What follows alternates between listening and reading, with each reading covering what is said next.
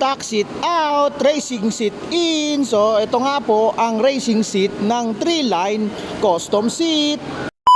So what is up guys, this is your Sagat Moto Vlogs at samahan nyo ako dito sa Treeline custom seat powered by Double M Moto Seat.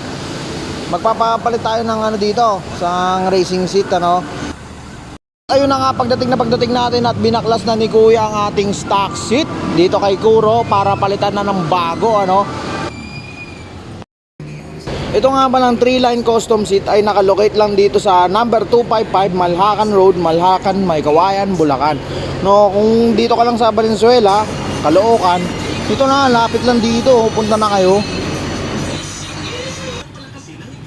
Ito nga palang aking racing seat ay nagkakahalaga ng 2,000 pesos no? Or siguro depende na rin sa design na ipapagawa nyo kung magkano ang kanilang sisingilin. Kung pupunta nga pala kayo dito, dapat maglaan kayo ng oras, at least 2 oras, kasi syempre matagal din itong tabasin. Pinakamatagal talaga yung pagtabas dito kasi kukortehan pa to, no?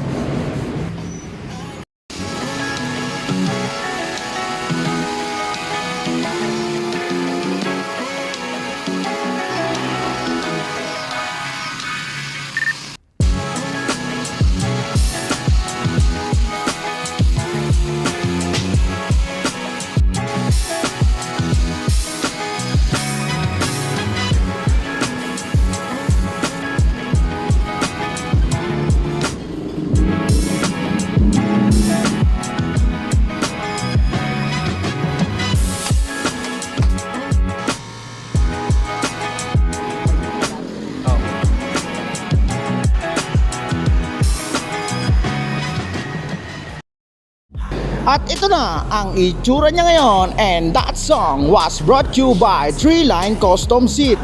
Anin mo pa ang bagong brief kung wala ka namang bagong racing seat.